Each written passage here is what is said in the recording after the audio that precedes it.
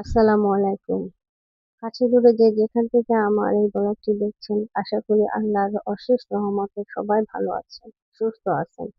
আমরাও আলহামদুলিল্লাহ সুস্থ আছি, ভালো আছি। তো এটা হচ্ছে গতকালের ছবি ভিডিও। এটা আমি রান্না করা শুরু করেছিলাম দুপুর থেকে। আহ তো এখানে আমার অন্ধকার লাগছে কারণ এখানে গতকাল কারেন্ট ছিল না। এই জন্য আমি সবজি ভাজি করব, কুশি ভাজি করব। এটা কুশি ভাজি হয়ে গেলে আমি পরবর্তী রান্নার কাজে চলে যাব। তো আশা করছি সবাই আমার ব্লগটি দেখবেন।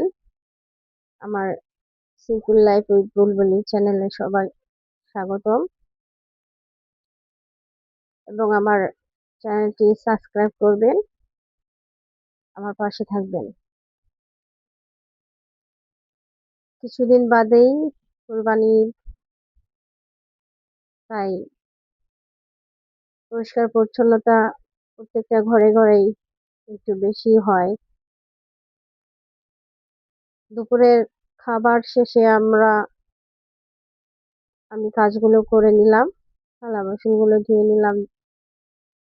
আজকে আমি পিজা বানাবো। পিজার ডোটা আমি রেডি করতেছি। আমার ডো ফুলে ফুলে গেছে, তো আমি এখন পিজা রেডি করব। এখানে আমি পিজা সস নিজে বানাইছি, আমি নিজেই বানাই।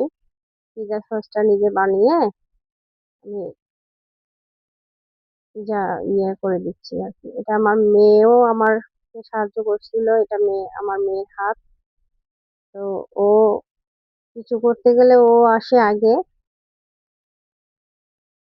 ওরা আগ্রহ দেখায় বেশি, বাচ্চারা সবকিছুতে আগ্রহ আছে ওদের। ও আমাকে সাহায্য করবে। বললাম আসো, ঠিক আছে, সাহায্য করো, শিখে রাখো। আমার ছেলেও সাহায্য করতেছে। সবাই মিলে আমরা আর কি পিজাটা বানালাম। এটা ইলেকট্রিক ওভেনে আমি দিব। তো পিজা হয়ে গেলে আবার আপনাদের সাথে শেয়ার করব কেমন হলো পিজাটা।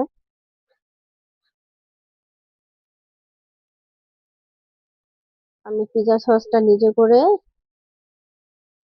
এখানে পেঁয়াজ পেঁয়াজ দিয়েছি আর ক্যাপসিকাম দিলাম। তারপরে হচ্ছে আমি চিজ দিয়ে দেবো। তো আমার এখানে ঈদে কে কি করছেন আমাকে কমেন্টের মাধ্যমে জানাবেন।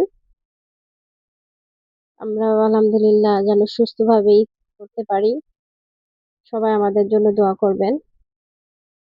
আসলে আমার ব্লগটি প্রতিদিনের কাজকর্ম নিয়েই তৈরি হয়। এখানে আমার পিজা তৈরি হয়ে গেছে। আমি সবাইকে, এত মজা হয়েছিল যে সবাই খাওয়ার জন্য অস্থির হয়ে গেছে। ওরা ছবি তোলারও অপেক্ষা করতেছিল না। যাই হোক, আমি একটু বললাম যে তোমরা একটু দেরিতে খাও, আমি একটু রেকর্ড করি। তো নিজে বানাইলে, নিজে একটা জিনিস করলে যতই দেখতে খারাপ হোক, কিন্তু নিজে সন্তুষ্ট লাগে যে নিজে তৈরি করছি, নিজে তৈরি করে নিজে খাইলাম। এটা মধ্যে আর অন্যরকম একটা ভালো লাগে কাজ করে। বাইরে এসে দেখলাম প্রচুর বাতাস, বৃষ্টি হবে, অন্ধকার হয়ে গেছে, প্রচুর বাতাস হচ্ছে। তাই আমি আমার গাছগুলোকে আপনাদের সামনে একটু দেখাইলাম। প্রচুর বাতাস ছিল। তো রাত্রে আমার মেয়েকে আমি পড়াইতে বসাইছি, যেখানে মেয়েটা পড়তেছে। তো ও অনেক দুষ্টু।